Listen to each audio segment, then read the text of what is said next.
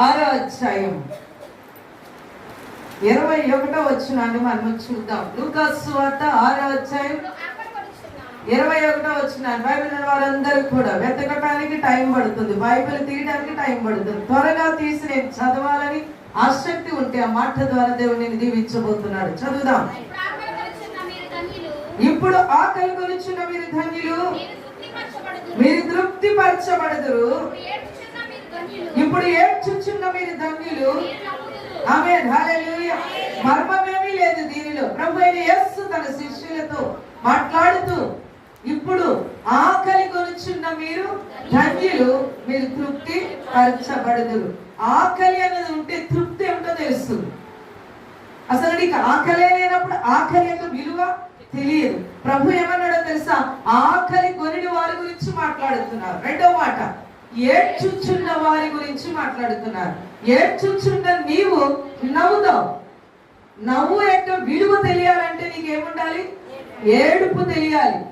ఏడ్చిన తర్వాత వచ్చే సంతోషం అది ఎంత విలువైనదో, ఎంత మంచిగా ఉంటుందో, ఎంత ఆశీర్వాదకరంగా ఉంటుందో నువ్వు అనుభవించాలి. హల్లెలూయా.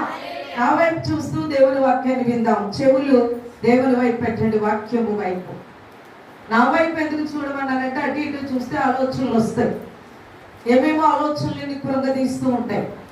నా వైపు చూస్తూ నేను చెప్తున్న మాటలను శ్రద్ధగా వింటూ కొంచెం సేపు వాక్యాన్ని ధ్యానం చేసుకుని ఆనందంతో ఇక్కడి నుంచి వెళదాం. ఎంతమంది సిద్ధంగా ఉన్నారు? హల్లెలూయా, హల్లెలూయా. రాత్రి ఈ మధ్య ఉదయకాల సమయంలో పునరుత్థాన దినమున దేవుడు మనతో మాట్లాడుచున్నటువంటి అమూల్యమైన మాటలు.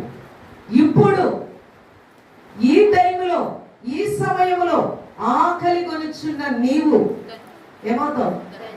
ధన్యుడవు. హల్లెలూయా.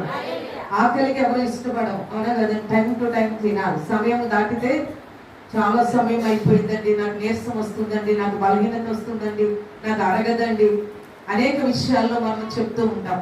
కొంతమందికి సాగుతుంది, కొంతమందికి సాగదు. సమయానుకూలంగా అందరూ తినలేరు. కొంతమంది సమయానుకూలంగా తింటారు, ఎన్ని పరిస్థితులు వచ్చిన. అనేకమైన వర్గములు కలిగిన లోకములో మనం జీవిస్తున్నాం. ఈ మధ్యాహ్న సమయంలో దేవుడు మనతో మాట్లాడుతున్నాడు. ఆకలి కొనుచున్న నీవు ధన్యుడు. ఎవరిని ధన్యులు అంటున్నారు? ఏంటండి ఆకలితో ఉన్నవారు ధన్యులు ఎట్లా అవుతారు? దేవుడు చూపుచున్నటువంటి మాటలు గూఢార్థముగా ఉంటాయి. హల్లెలూయా.